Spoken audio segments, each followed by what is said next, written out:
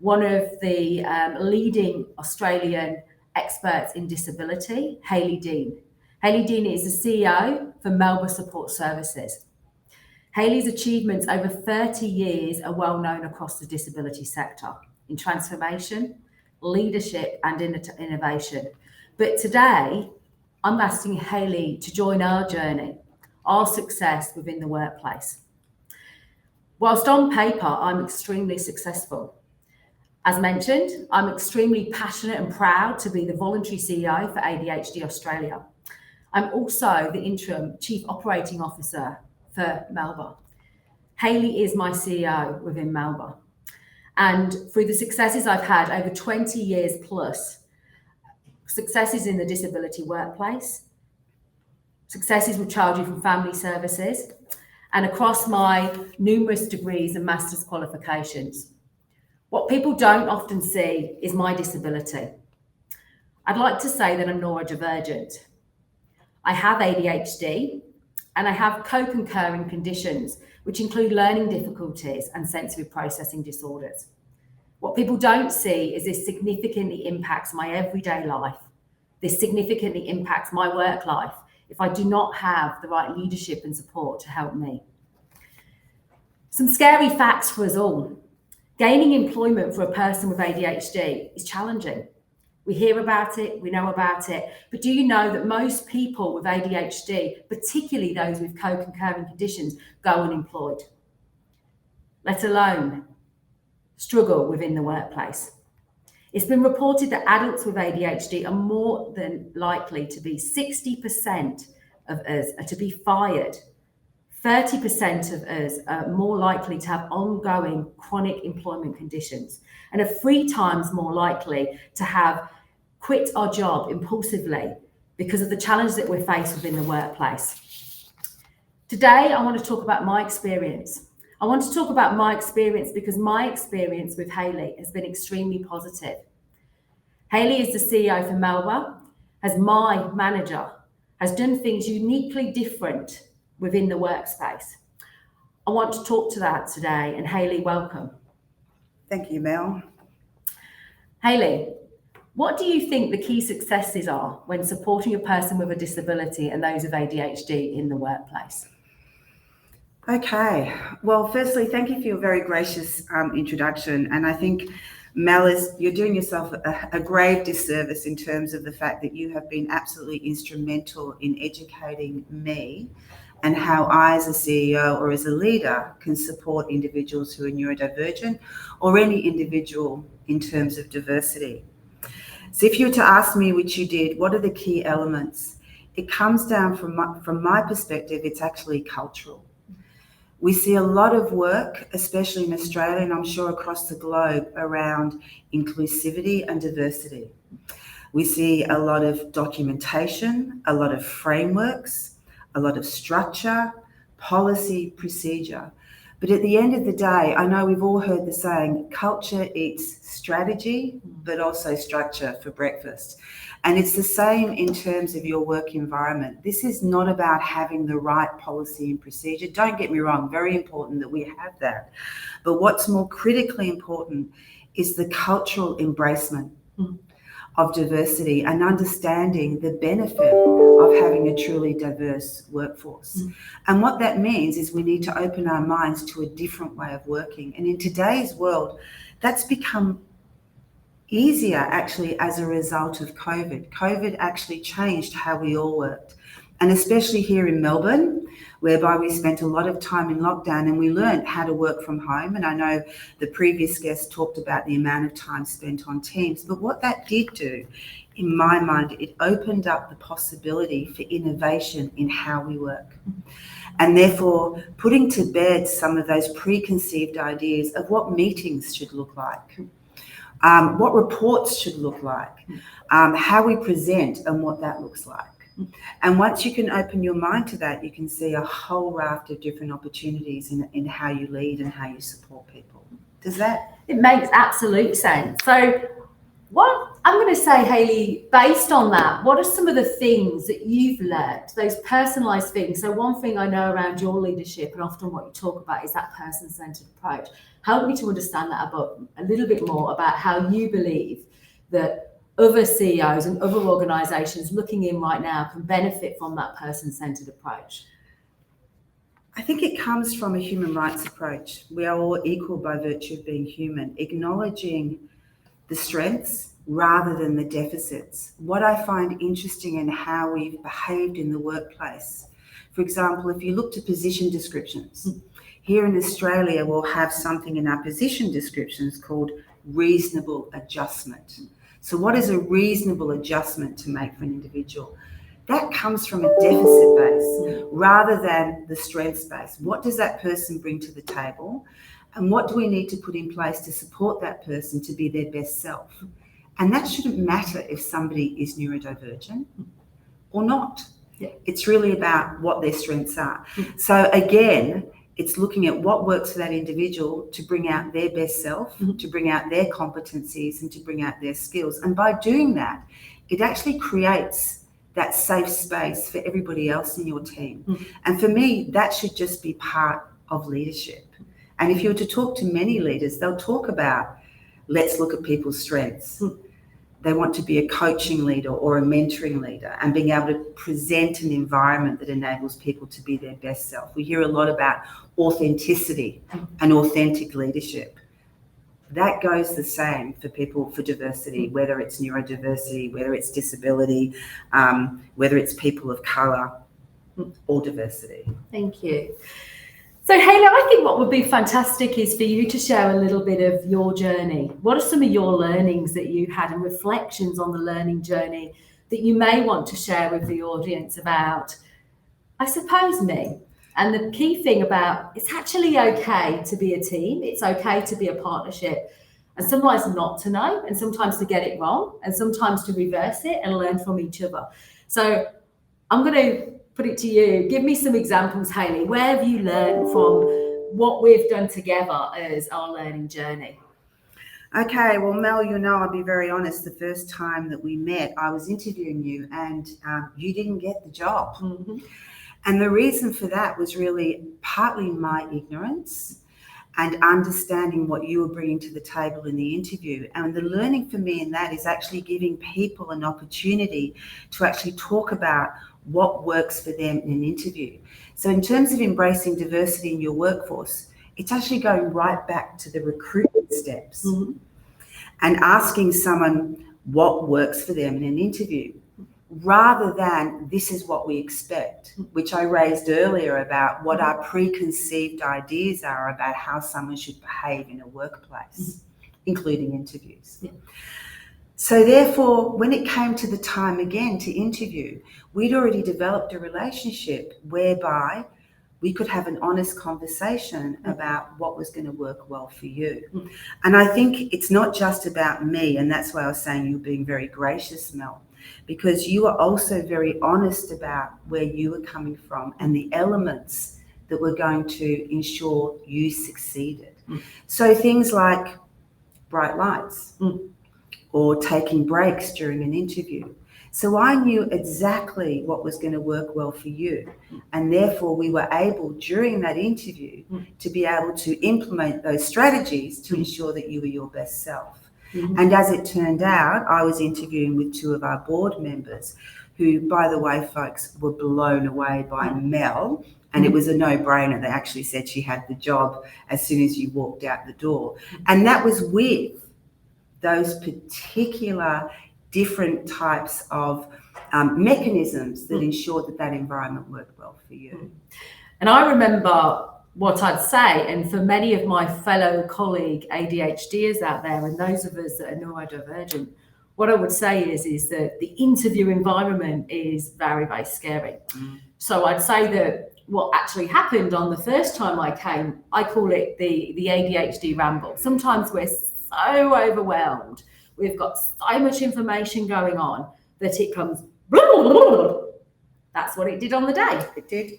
Sometimes the lighting and various different things that occur for me created me to become quite overwhelmed and really struggling to be able to focus, struggling to be able to know what's going on, struggling to be able to articulate the conversation in the way that I needed to.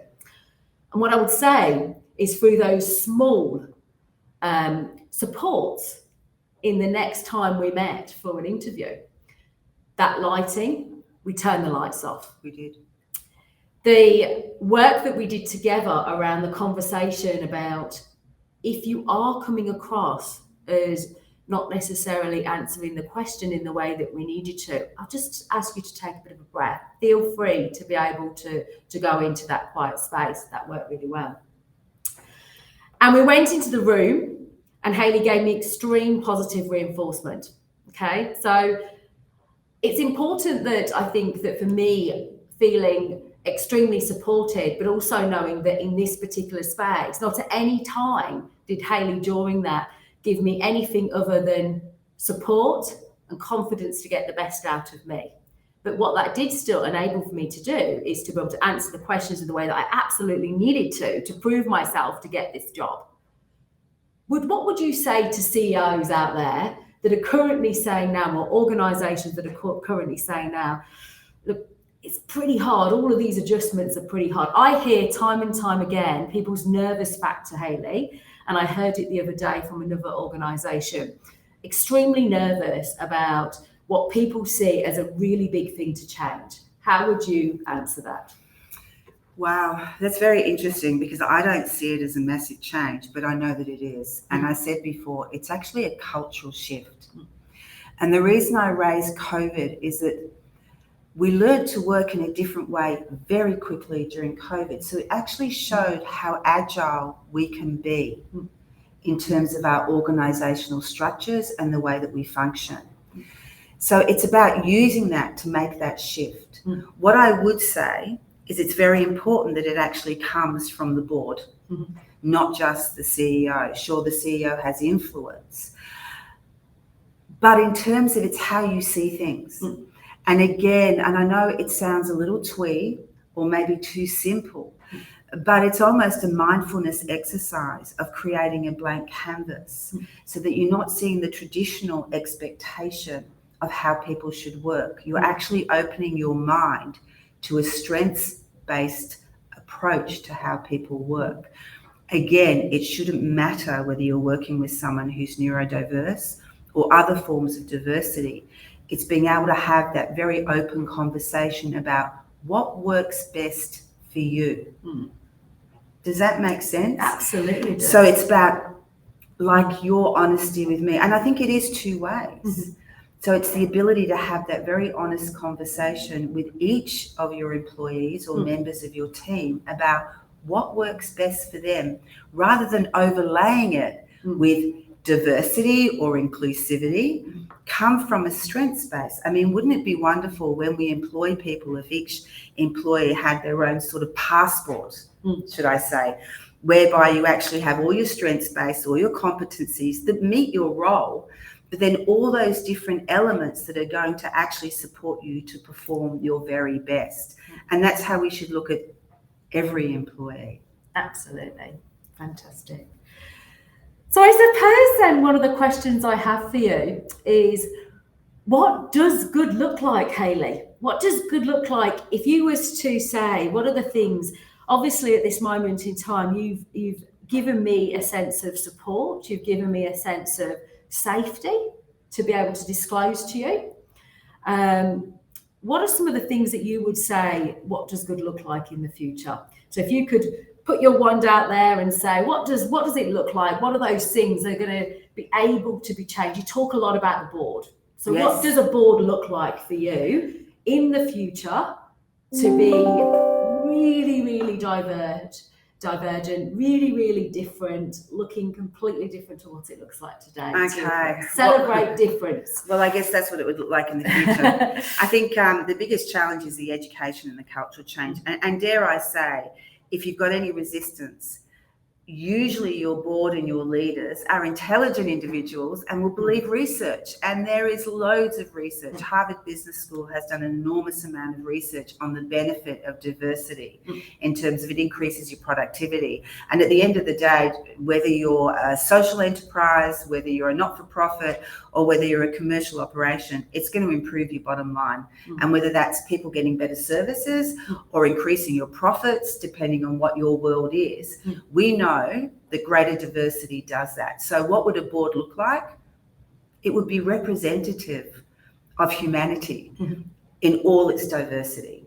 I think for me, that's what the future would look like. Your leadership teams, exactly the same.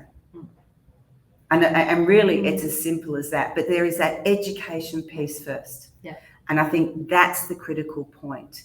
And people love research. They love proof. They love rigor. And the rigor's there to show that more diversity means better outcomes all around.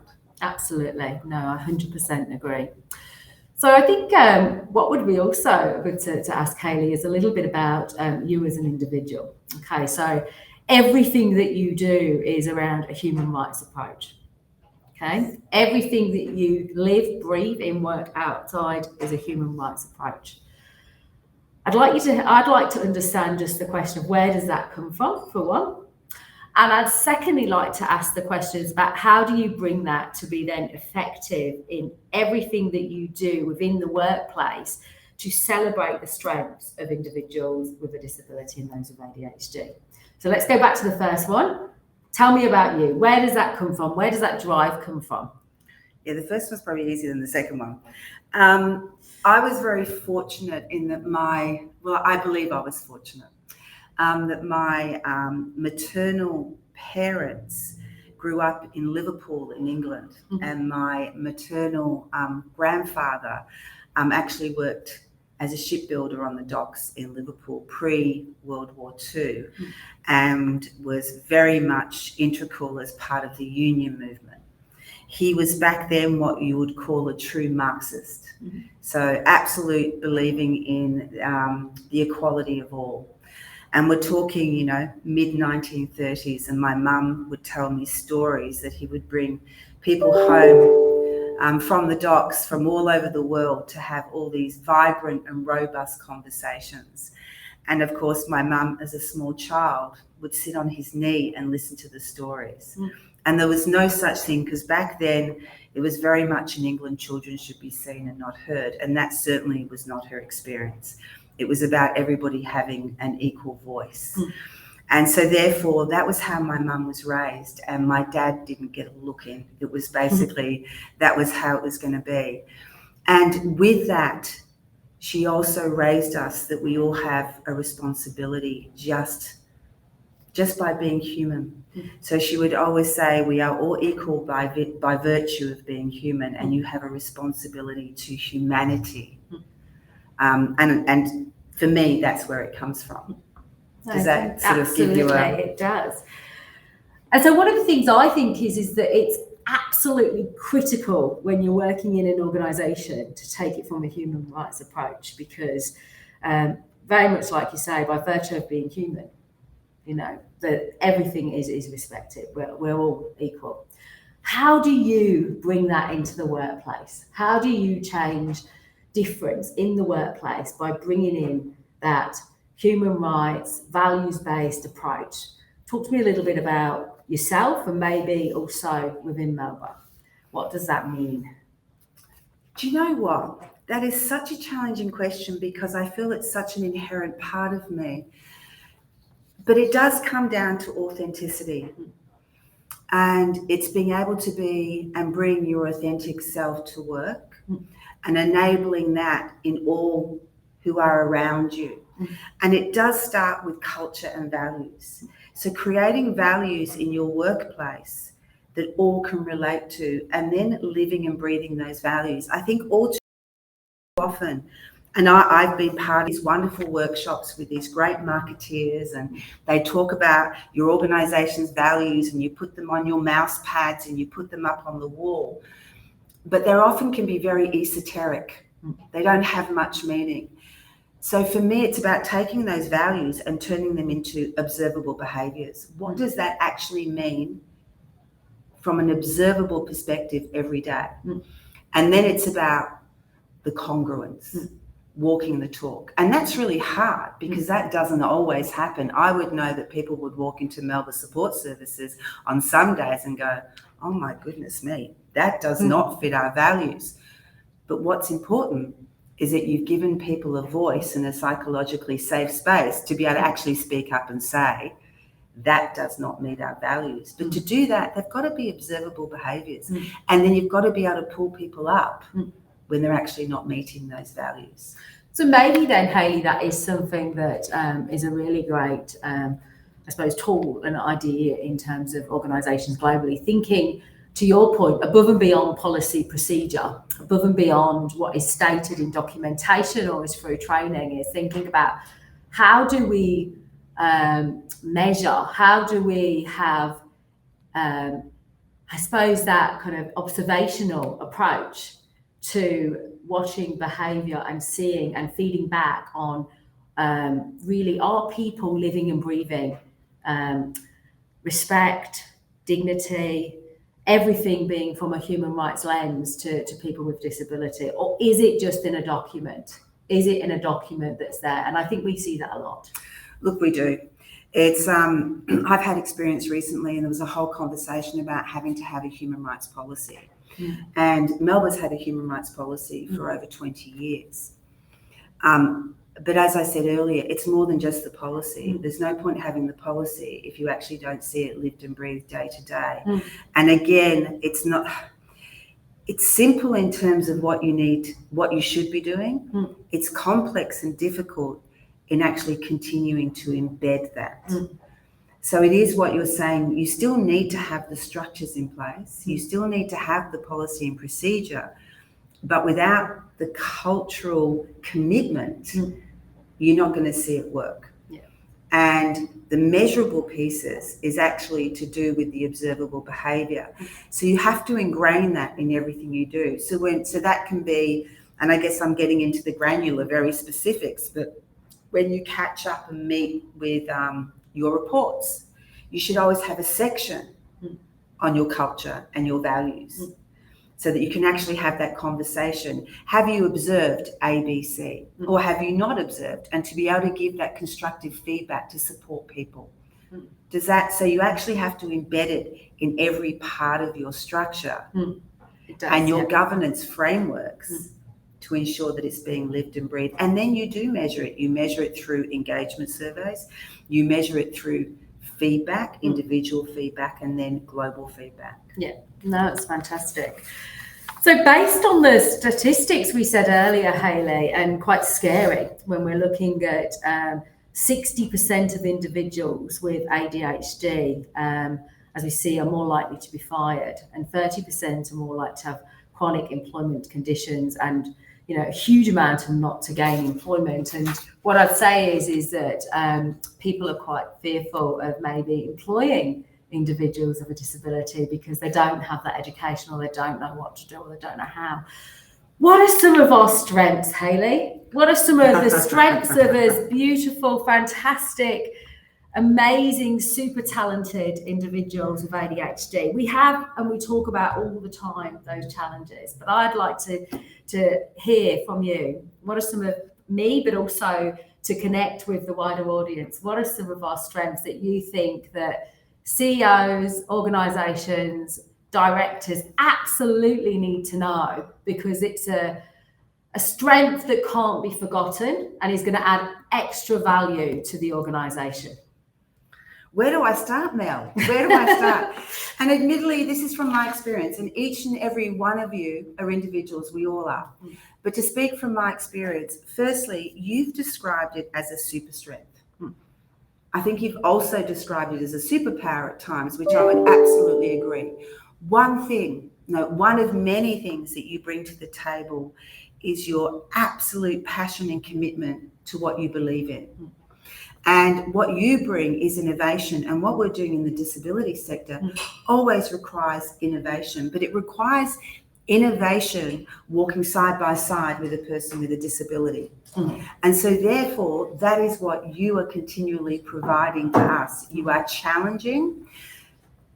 So going back, one, passion, absolute passion for what you believe in, your ability to innovate and to see things through a different lens. We all bring that to the table, and I think we're missing, can I say, the neurodivergent lens?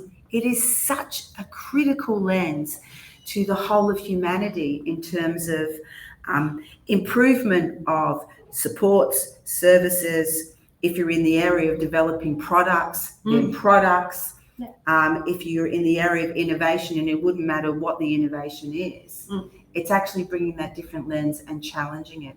Also, you've also mentioned, which I've seen, your absolute commitment when you then get on board. And that, can I say, it's like a dog at a bone, and I love it because it's constantly wanting to achieve and constantly ensuring that those around you are on that journey with you. So it actually filters out.